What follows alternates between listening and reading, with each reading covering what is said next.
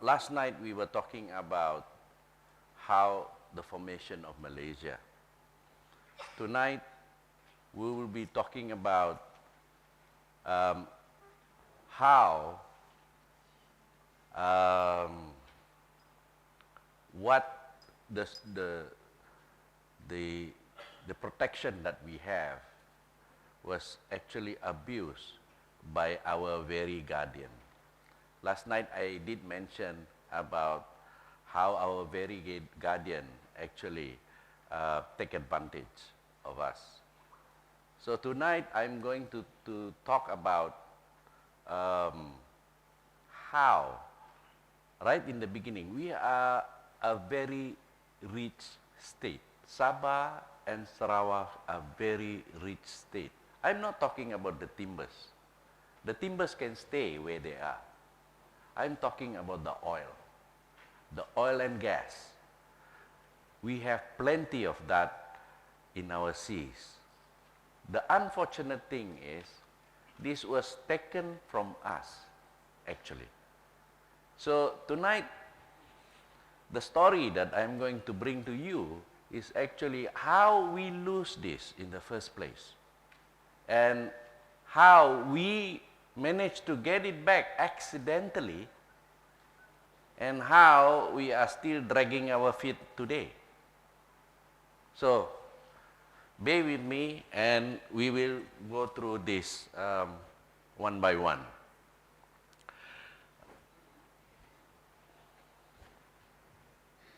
In the beginning, what Malaya interest was to us, it's not so much to balance the population between Singapore and Malaya, for them to bring in the Borneo states into the equation. Because if that was the case, Lee Kuan Yew on the 9th of May, 1961, presented a white paper to Tunku Abdul Rahman by ensuring him that the population of Sabah and Sarawak will offset the Chinese population of Singapore. For that matter, this is the reason why Malaya should get the Borneo states into the whole equation of the formation of Malaysia. All right? Tengku didn't realize that there are so many ethnic groups in Sabah and Sarawak, and they are not Malays. All right? Now, Tengku says, this is in 1958, their people are within our group. They thought we are Malays just because he is thinking in the line of Malay archipelago. That's the whole Nusantara. So he thought that we are Malay. We are not. We are of different races. Sometimes I am from Brunei. Okay, my great-great-great-grandfathers come from Brunei. I don't call myself Malay. I am a Bruneian, although such race doesn't exist. But I prefer to call myself that. All right? So they thought that we are all Malay. We have the same characteristic, the same way of living, the same currency. At that point in time, we share the state settlement dollar. So because of that, they say we have the same currency. Actually, we don't. It will be a matter well worth considering if they approach us. So at that time, Tengku was looking at us approaching them. It will be good financially, they have oil. So that's the basis of my talk tonight. I'm going to talk about the politics of oil. And basically, that's what happened to us. All the oil got sucked out and sent to Malaya for their development at our expense. So, Malaya has taken our oil and gas reserve since 1969.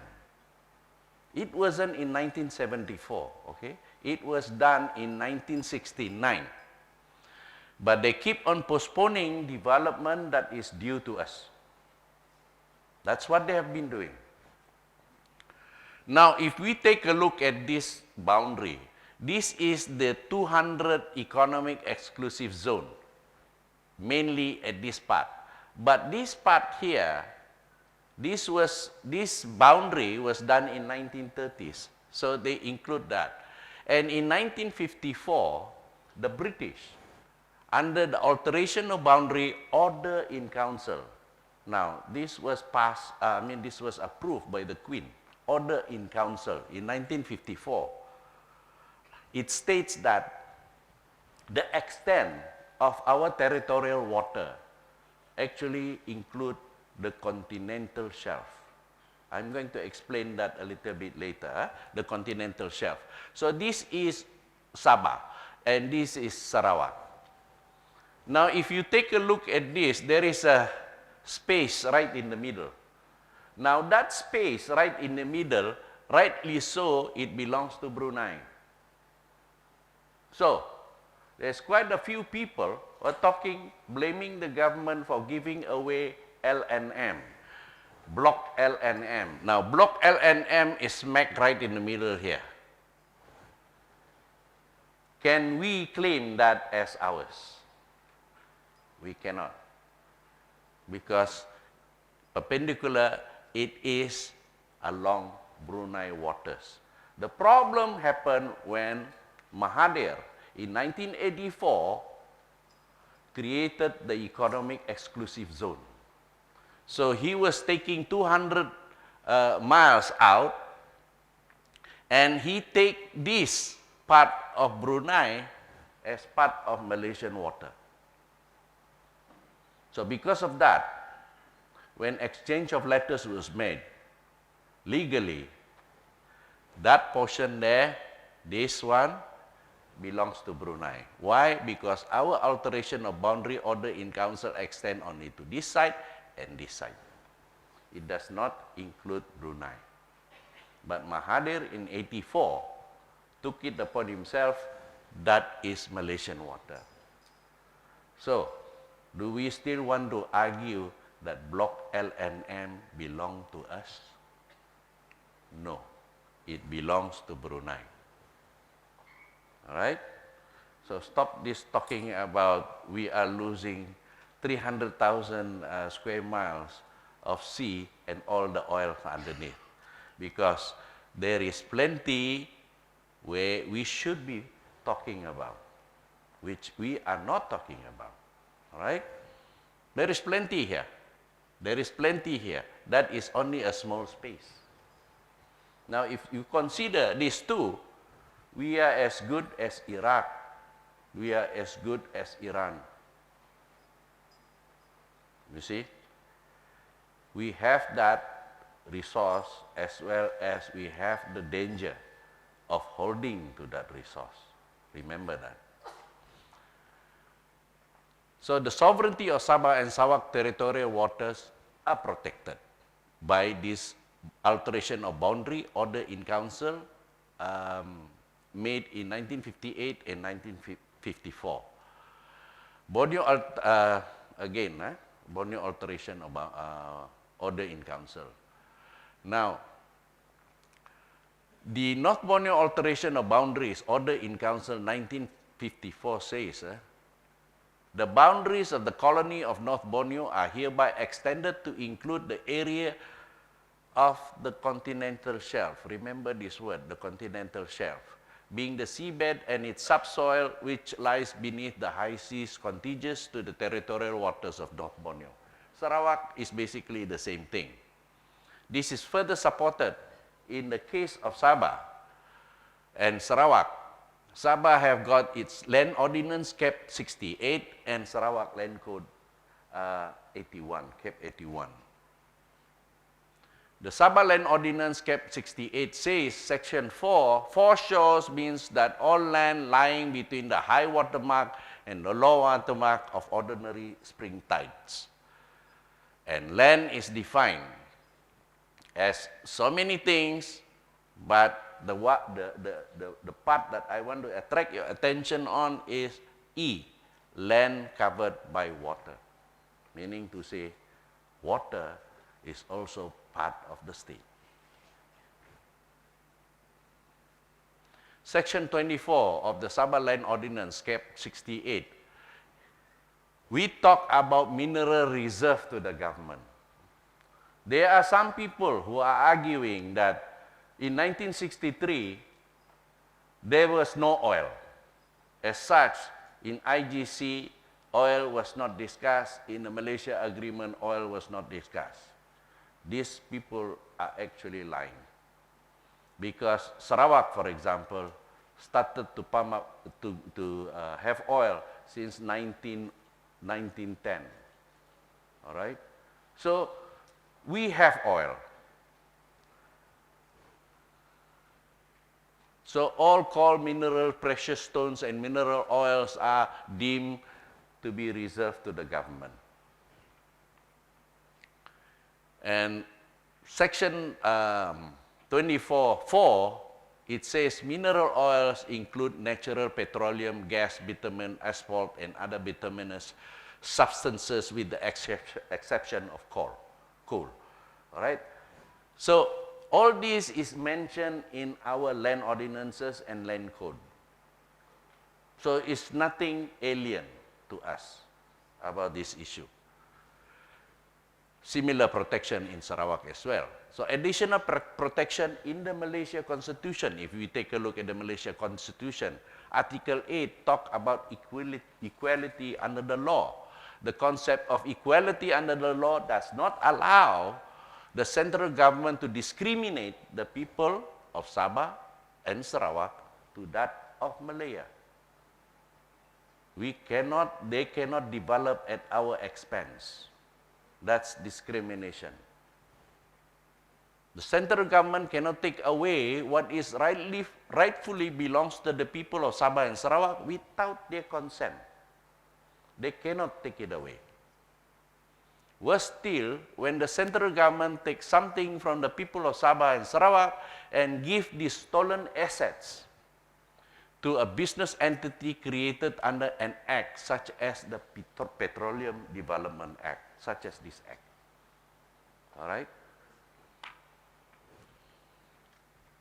Additional protection in the Malaysia Constitution includes Article 13 about ownerships of property.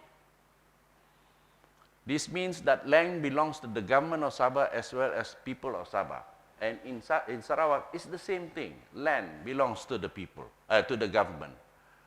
Central government cannot simply create an act to legitimize their action in taking Sabah and the people's property even when some compensation is made. Because they keep on talking about 5%. They said that's compensation. No. Central government may, to the extent of Sabah law, hold any property under lease. Even the federal government, when it comes to Sabah, under the Sabah Land Ordinance, they hold the land under lease. That means if we give them 99 years, after 99 years, that land belongs to Sabah. All right? So, they cannot just simply go and take the land in perpetuity. If we take a look at the Petroleum Development Act, they are saying that it belongs to them in perpetuity. That means forever and ever. Additional protection in the Malaysia Constitution, Article 74, without prejudice to any power to make laws conferred on it by any other article, the legislature of the state may make law with respect to any of the matters enumerated in the state list. That is to say, the second list set out in the 9th schedule. And land is a state matter.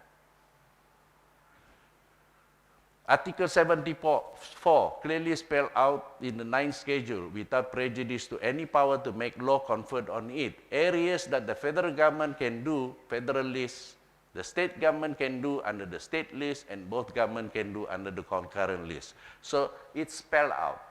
Yesterday, I was talking about Annex A of the IGC.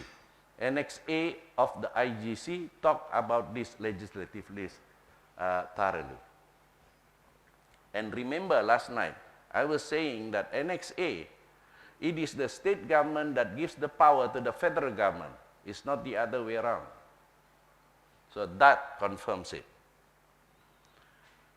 Additional protection under the Malaysia Constitution, Schedule 9 List 2, State List says, number 1, basically land include land tenure, Malay reservation, or in the state of Sabah and Sarawak native reservation, permit and licenses for prospecting, for mines, mining leases and certificates.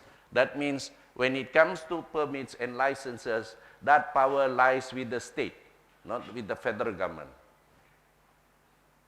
It doesn't matter whether it's oil or not. All right? Compulsory acquisition of land, transfer of land, mortgages, leases, charges in respect of land easements, and basically like the treasure trove, including antiquities. Now, the Constitution gives special protection to Sabah and Sarawak. The British made sure of this through the Intergovernment Committee report and the Malaysia Agreement 1963. They made sure of this. In addition, land is a state matter, and Sabah and Sarawak have state ordinance and state land code, which the federal government cannot simply disregard. Then there is the order in council that the British left behind specifically in relation to territorial water. Just now I was mentioning about the alteration of boundaries, order in council. So in this context, this is the statutory instrument, the North Borneo Alteration of Boundary 1954. The boundaries of the colony of North Borneo, I take an example of North Borneo, are hereby extended to include the area of the continental shelf being the seabed and subsoil, which I have explained just now. Observe the word continental shelf and everything within it. All right? Now, the federal government keep on saying that they are looking at the territorial water because it comes under the provision of UNCLOS, or United Nations United Nations Convention Law of the Sea. All right? We are not disagreeing with that. We agree.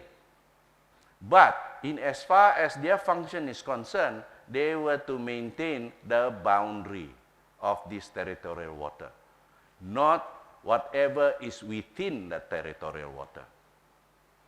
So whatever is within the territorial water still belongs to the state.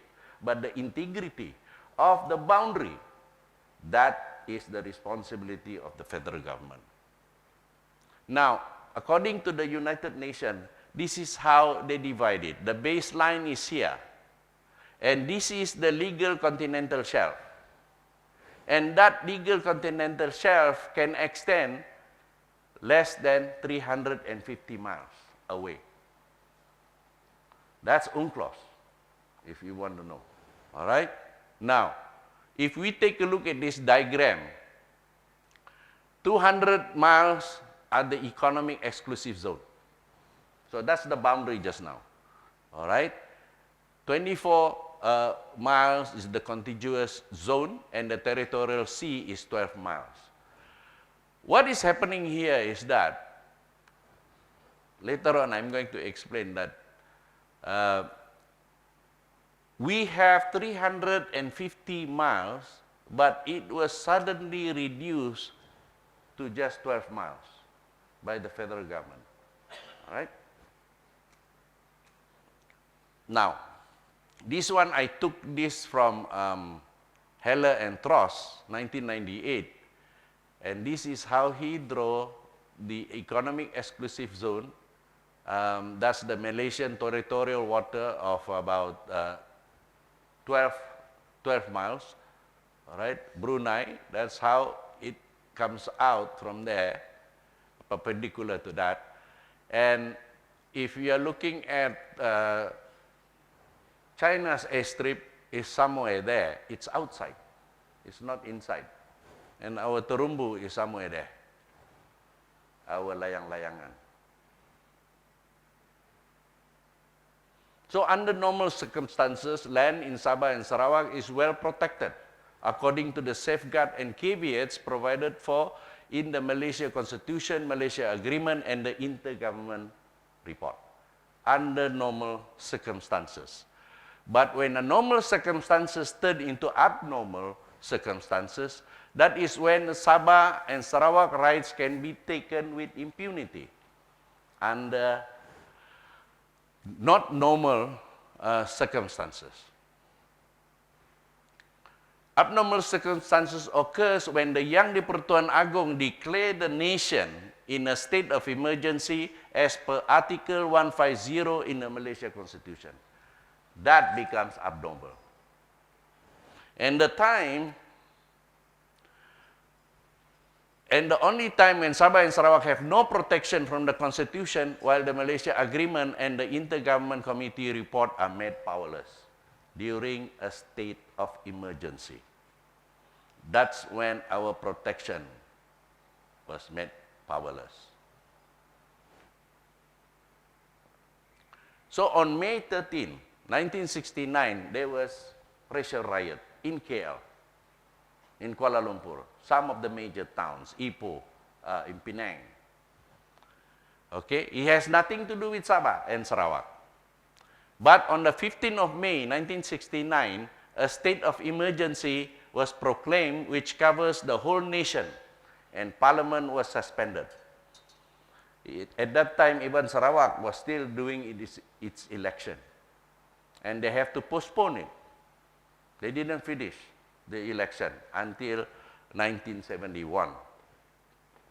So Parliament only reconvened on the 20th of February 1971, and between 15th of May 1969 and 20th February 1971, many ordinances and gazette were issued. So they issued ordinances and gazette while Parliament was not there. So who was the authority? The authority was the Director of Operation. And he can issue these laws by decree. So these ordinances and gazette used in the taking of the Borneo state wealth when it has nothing to do with the racial riots in KL. Sabah and Sarawak, we were peaceful in 1969. The problem was in Kuala Lumpur, and yet they issued the proclamation of emergency, and it covers the whole Sabah and Sarawak as well. So the law they used to take the Borneo state's wealth include, but not limited to, the Emergency Essential Powers Ordinance Number 7, 1969, enacted 2nd August 1969, come into force on the 10th of August 1969. So what does this Emergency Essential Powers say? For the purpose of the Continental Shelf, 1966, the Petroleum Mining Act, 1966, National Land Code, and any written law relating to land and enforced in Sabah and Sarawak, that means they usurp our power on land. They take it using this emergency. This has nothing to do with racial riot. This is everything to do with pillaging. Because we have no problem. And yet they issue this type of law to take over all this, including any written law relating to land enforced in Sabah and Sarawak, and any reference to territorial water. They shall, in relation to any territory, be construed as reference to such part of the sea adjacent to the coast, therefore not exceeding 3 nautical miles. So what effectively happened here is that we had 350 miles of continental shelf. Suddenly they issue this type of law, it reduces to 3 nautical miles, which is about 12 miles. That's how big our territorial water became. All right? So the emergency ordinance limit the territorial water, so whatever is beyond the 3 nautical mile now with this law belongs to the federal government. So that's how they took our wealth. All right? They use emergency and they issue this and the continental shelf now belongs to them. We only have 3 nautical miles, which is about 12 miles, right? Now, in 1969, what happened was the Emergency Essential Powers Ordinance number 7 gives all states in Malaysia, is throughout Malaysia, not just us, 3 nautical miles. That one, that small bit, which is about 12 miles. Okay? That's what they say your territorial water is. Even until today, some of the ministers in KL are still talking about, no, you only have 3 nautical miles. I'm going to explain tonight that after this, you are going to tell them, no, we have 350 miles. So that's the 3 nautical miles, okay? So this portion taken by the federal government. This is where the oil and gas reserve is. Not on the 12 nautical mile. That is for fishing.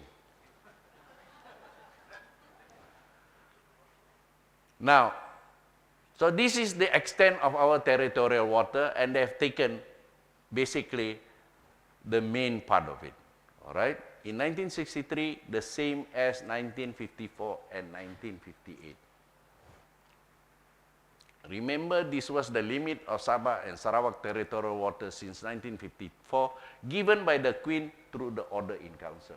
So we are talking about Order in Council. Our territorial water, according to the UNCLOS, is only limited to 350 miles, which is more than the 200 miles economic exclusive zone. Now, how can the federal government just take us without our consent? The federal government can do that when Malaysia is in a state of emergency. Because in a state of emergency, there is nothing that the federal government does which can be challenged as unconstitutional. Nothing. So everything they do cannot be challenged.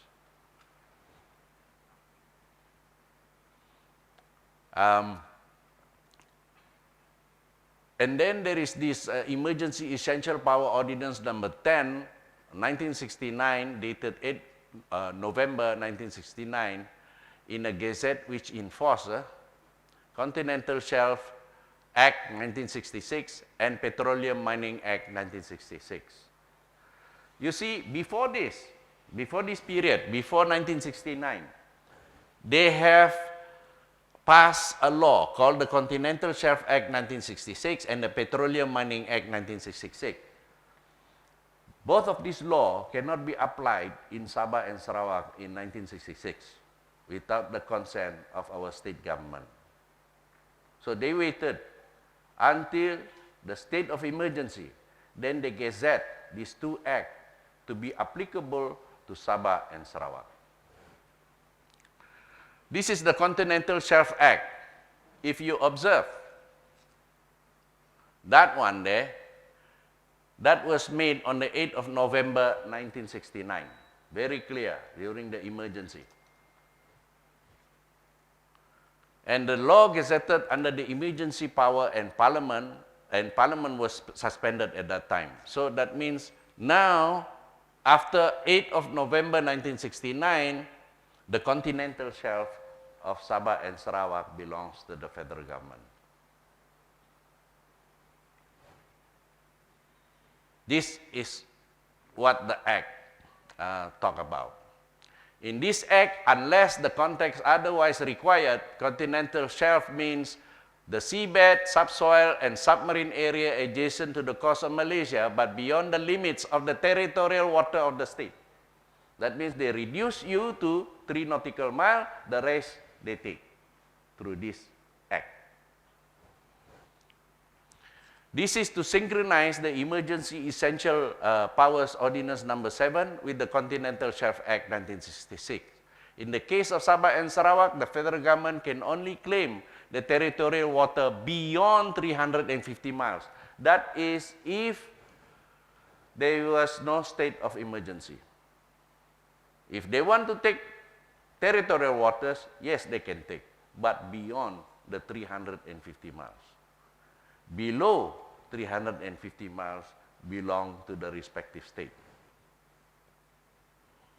So the federal government limit the extent of every state territorial water to 3 nautical miles, so that the rest of the territorial water now belongs to the federal government.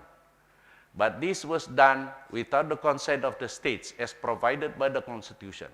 They break every state's land law and make unconstitutional provision in the federal law to justify what they were doing.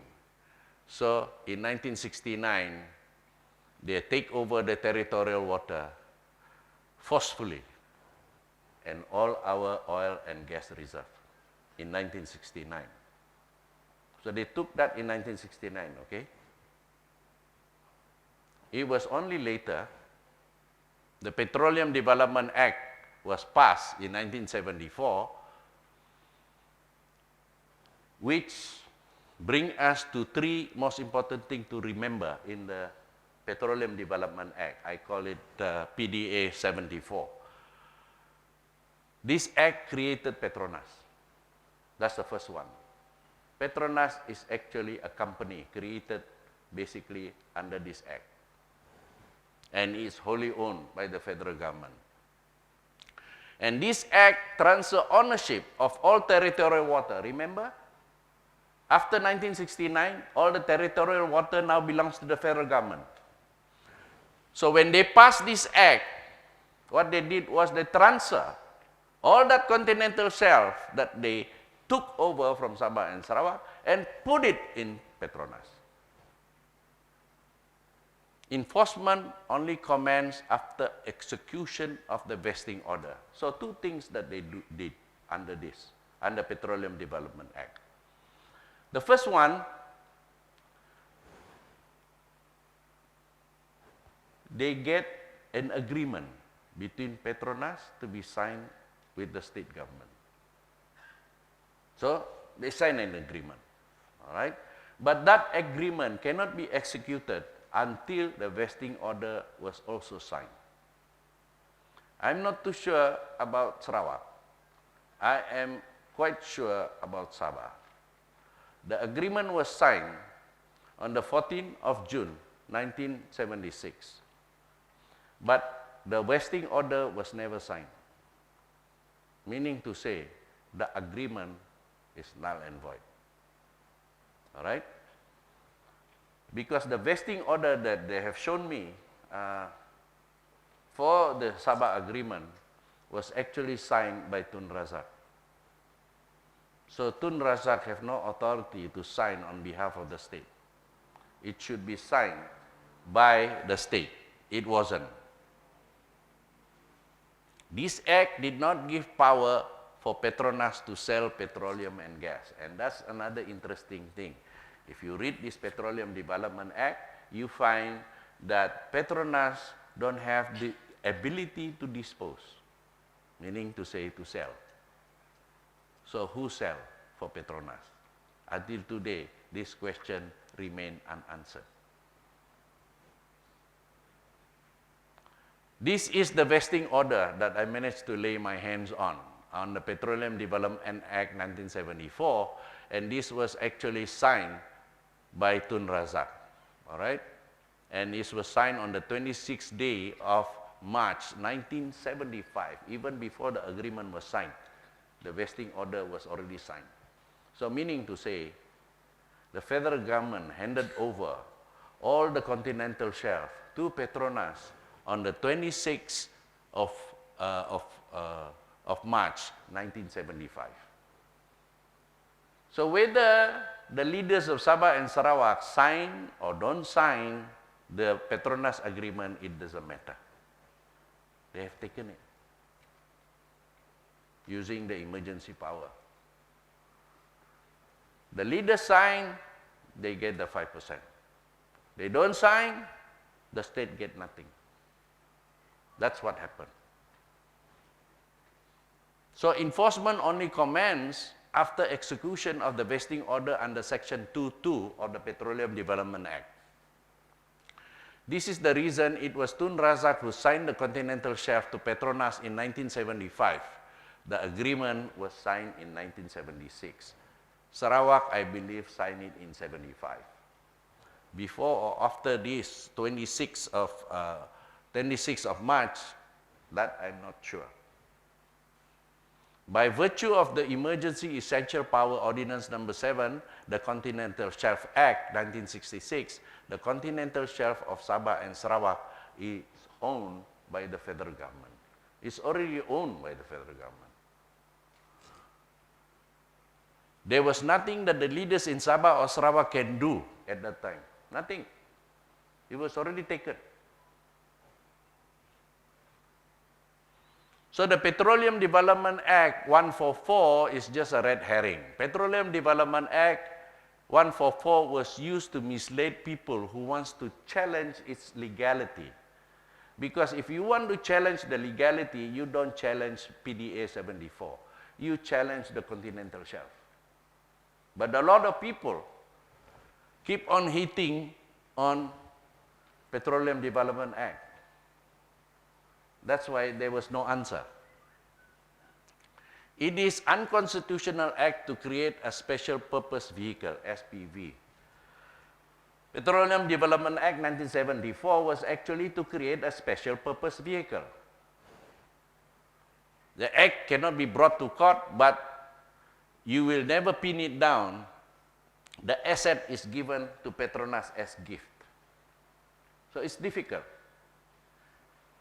But not many people actually read the Petroleum Development Act. Because if you read properly the Petroleum Development Act, under Section 4 of the Petroleum Development Act, it says the corporation can only make cash payment under Section 4. That means not royalty. There is a difference between payment of royalty and payment, cash payment. So under this law, under the PDA 74, you can only get cash payment. All right? Now, can I have the Federal Constitution, please? In the Federal Constitution, it states that under Article 112C, it specifically states that Parliament cannot create a law to deny the state government from receiving royalties. So this act actually is in contravention to the Federal Constitution. And we keep on day to day still doing it.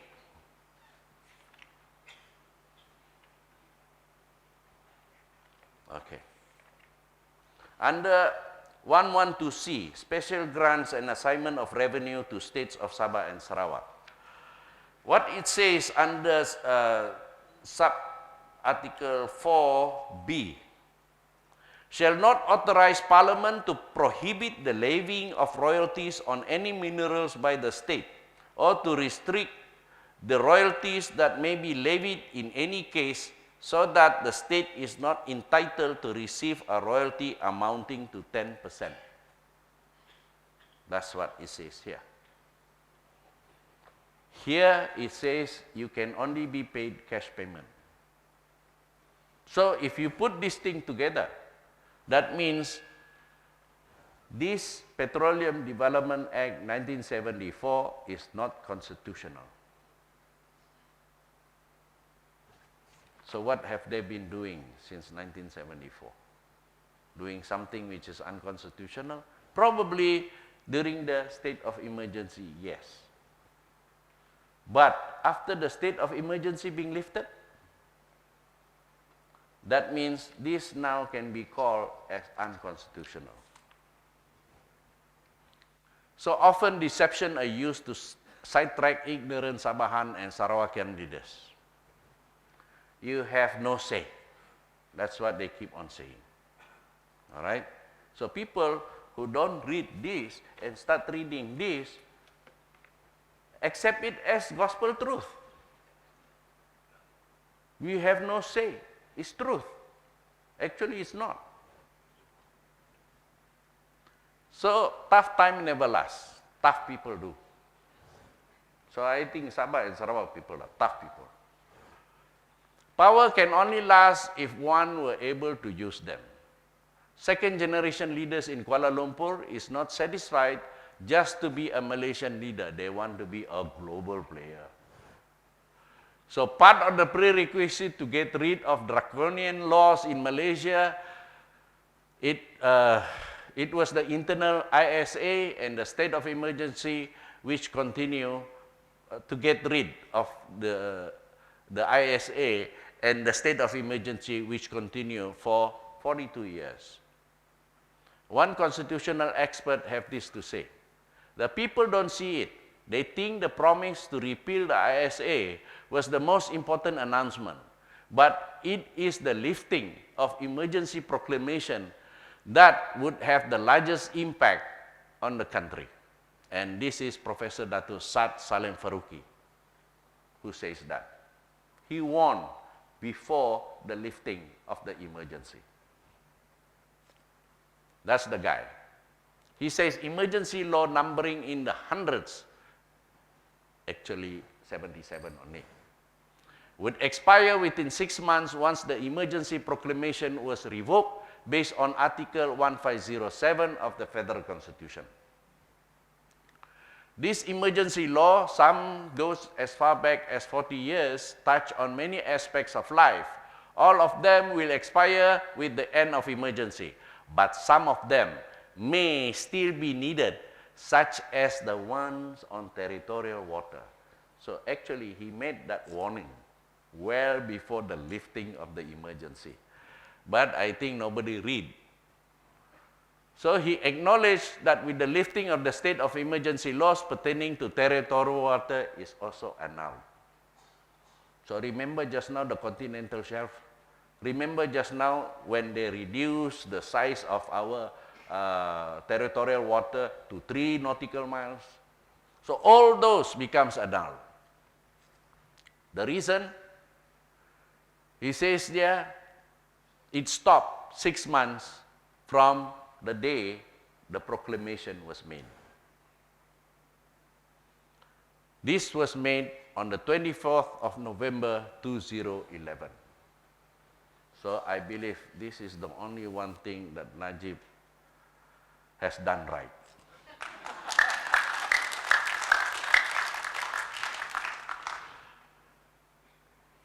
So tempoh 6 bulan jatuh pada 24th of May 2012.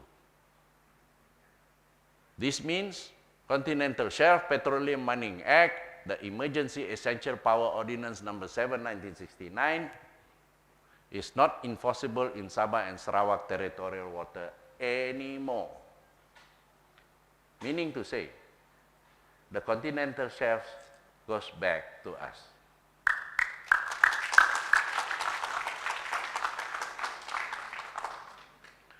Now, the federal government have nothing to transfer to Petronas under Section 2(1) of the Petroleum Development Act, because the continental shelf now belongs to Sabah and Sarawak. So, federal government have nothing to give to Petronas. So, the vesting instrument required by Section 2(2), signed by Tun Razak as the Prime Minister, is also void. It has no force anymore. And the ownership of the territorial water automatically goes back to Sabah and Sarawak. The reason is based on the rule of law, which states, no one gives what he doesn't have. So the federal government don't have the continental shelf. Therefore, there is nothing for them to give to Petronas.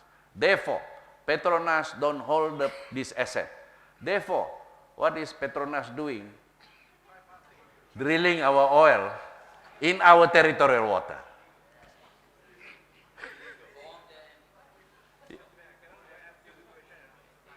Oh.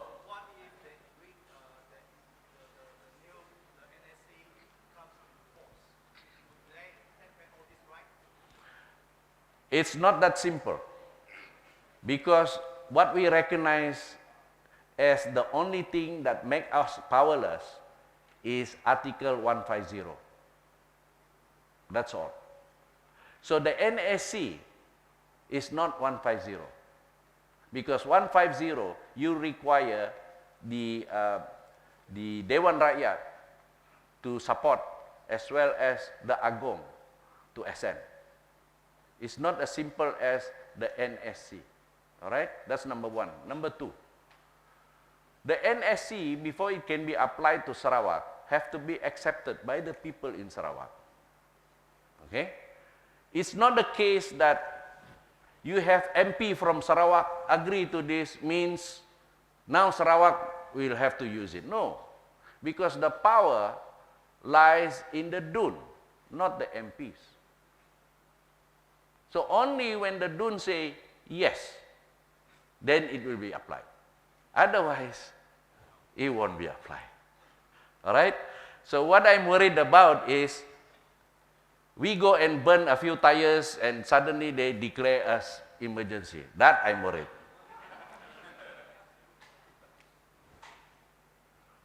So without the continental shelf, the federal government does not own the continental shelf around Malaysia, specifically in Sabah and Sarawak. It belongs to the respective state government.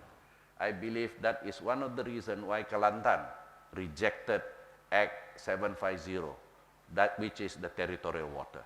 All right? This means that the federal government cannot transfer anything to Petronas. So with that, thank you very much. And if there is any questions that you would like to ask or elaboration on certain things, please do. Thank you.